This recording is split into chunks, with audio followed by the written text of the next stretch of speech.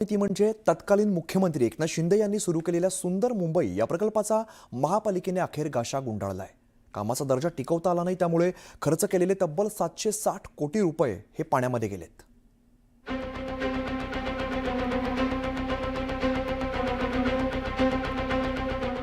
सुंदर मुंबई हा तत्कालीन मुख्यमंत्री एकनाथ शिंदेनी सुरू केलेला प्रकल्प इतिहास जमा झालाय।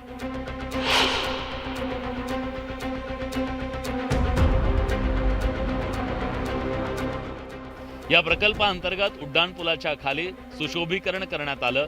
अनेक ठिकाणी नामफलक लावण्यात आले, रस्ता दुभाजकांच्या ठिकाणी रोपटी लावण्यात आली। मात्र या सगळ्याची दुरवस्था झाली आहे।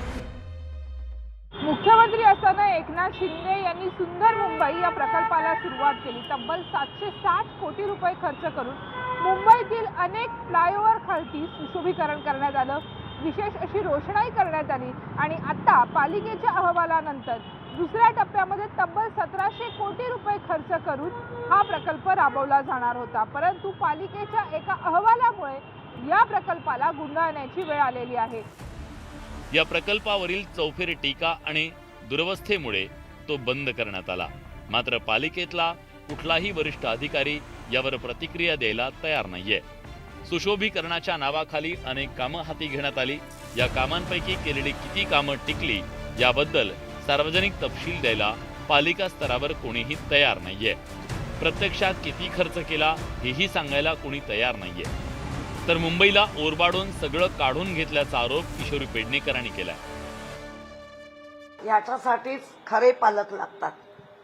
हे सावत्रपणाचे पालक आले ना, की जी सावत्रपणाची भूमिका मुलांना मिळते ना, तीच आमच्या मुंबईला सावत्रपण मिळालं।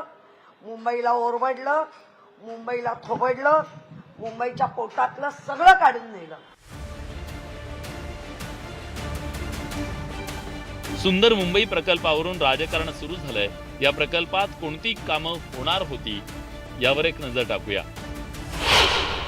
उड्डाणपुलावर रोषणाई, पथदिव्यांची दुरुस्ती, रस्ते दुभाजकांच्या मध्ये हिरवळ, पुलांच्या खालच्या भागात रंगरंगोटी, ट्रॅफिक आयलॅट, भिंतीवर ग्राफिकी, स्ट्रीट फर्निचर, सार्वजनिक सुविधांची सुधारणा, पार्क, गार्डन, समुद्रकिनारे आणि उद्यानांचं सौंदर्यीकरण करण्यात येणार होतं। या कामासाठी 27 वॉर्डात 450 कोटींच्या निधीचं वाटप झालं। आता या सगळ्यांचं काय होणार या प्रश्नाचं उत्तर काही मिळताना दिसत नाहीये। सुष्मिता भदाणे, न्यूज 18 लोकमत, मुंबई।